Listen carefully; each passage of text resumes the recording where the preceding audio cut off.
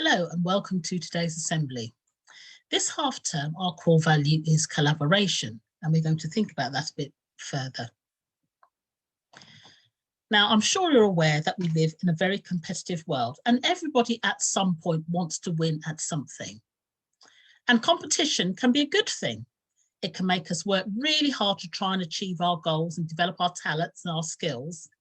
However, often in life, it's not important to win as an individual, but to work as part of a team.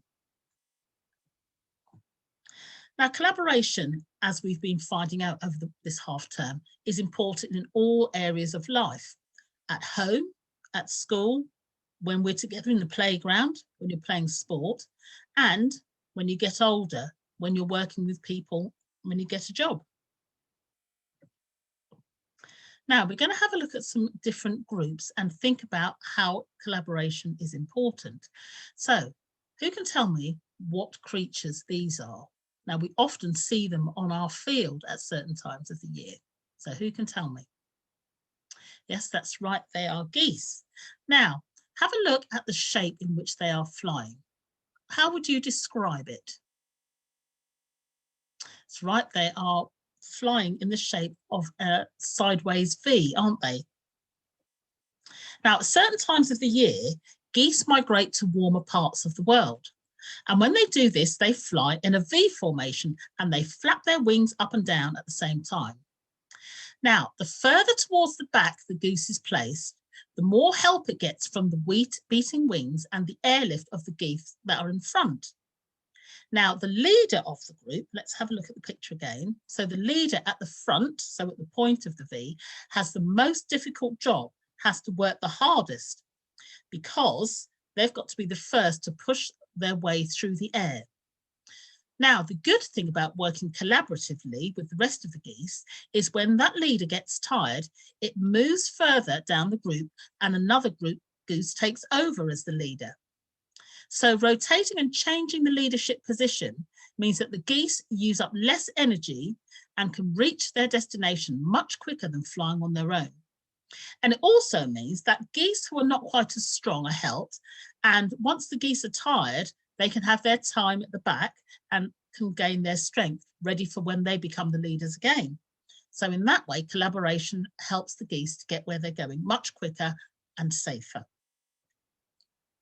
So who can tell me what this creature is? Well, this is a meerkat, and it's standing up on its hind legs, looking around. What do you think it might be looking for? Well, meerkats are very sociable creatures and they live together in large underground groups and they only come out during the day. Now, when they're out searching for food, one member of the meerkat group will act as a guard by standing on his hind legs and sounding the alarm if he spots a predator. And in this way, he makes sure that his group are kept safe from harm when they're out looking for food, and everybody is kept safe and they can get their food and make sure that they survive. Now, who do you think these people are? Well, this is a medical team in a hospital, and they have had a very, very important job to do. They always have important jobs to do, but they have been particularly important during the pandemic.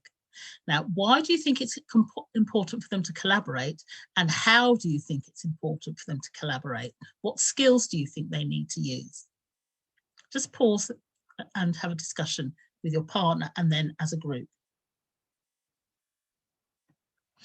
Well, one of the things that they've had to do is have a growth mindset because there were lots of new things that they needed to learn. So being open-minded and open to and accepting others' new ideas was really important because they had to take on lots of new information. They were learning all the time. Being able to collaborate and communicate clearly and thoughtfully was another must-have for their successful collaboration to help people get well and get better. Each person had to be organised and know what their role was during the group, within the group, and be responsible for making sure that they did their part to the best of their ability. Others need to be able to rely on you doing your part. So that was really important for each member of the medical team to make sure that they carried out their role.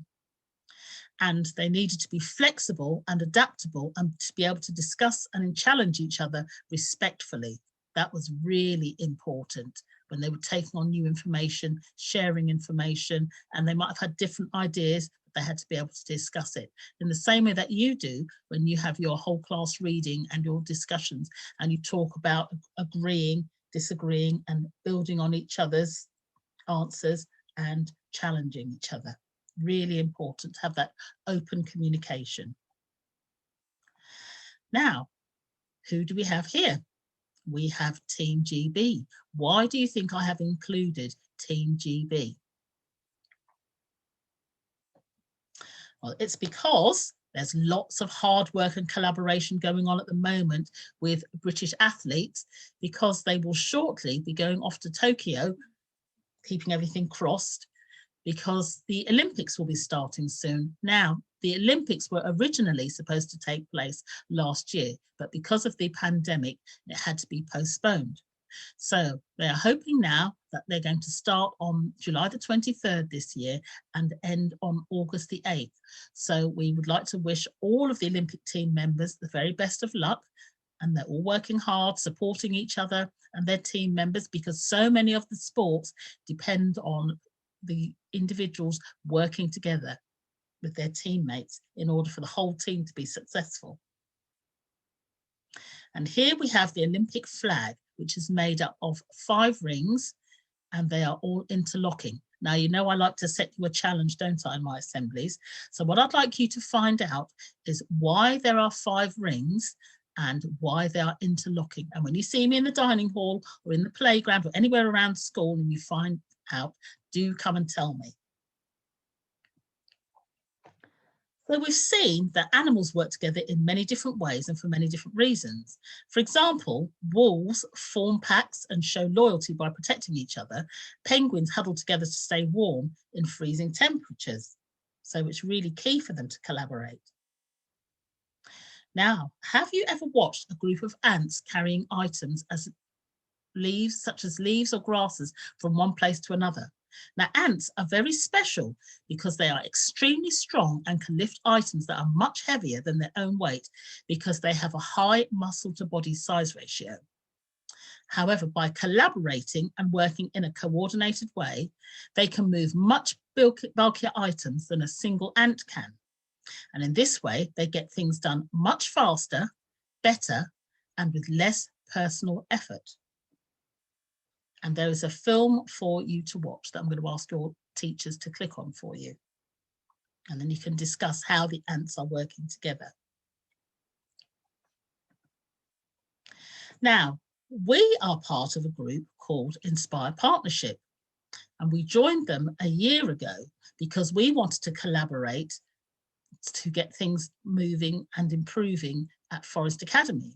And we're a group of 9 schools. There are 3 schools in Medway, 3 schools in Greenwich, and 3 schools in Croydon. And you will have noticed lots of changes over the last year, changes in the way your classroom is set up and changes to the curriculum. And we've been working on developing the curriculum with the 8 other schools in the partnership. And because we've been working together, we've been able to make our curriculum much more exciting. And we need your help with our curriculum, because what we want to do as part of the partnership is to have our junior leadership team working together so that they can have some input. Now, I'm just going to stop sharing and tell you what we're going to be doing.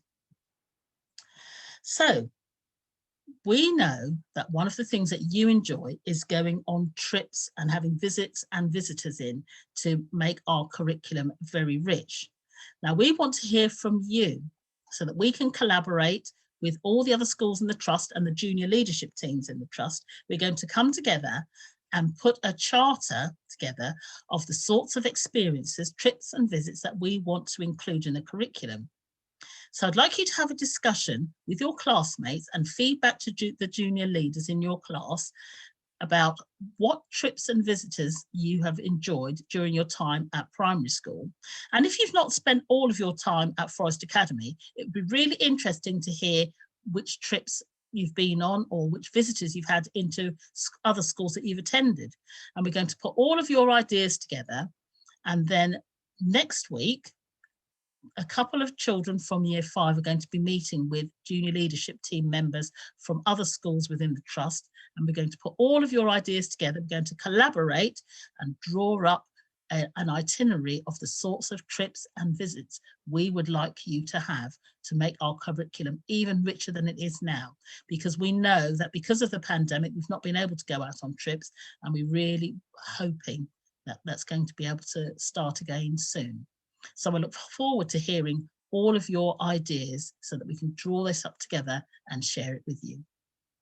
Thank you very much for listening, and continue to work together and collaborate so that you can continue to develop and grow and be the best that you can be, and help everyone to be the best that they can be.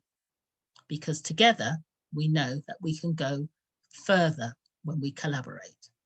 Thank you for listening.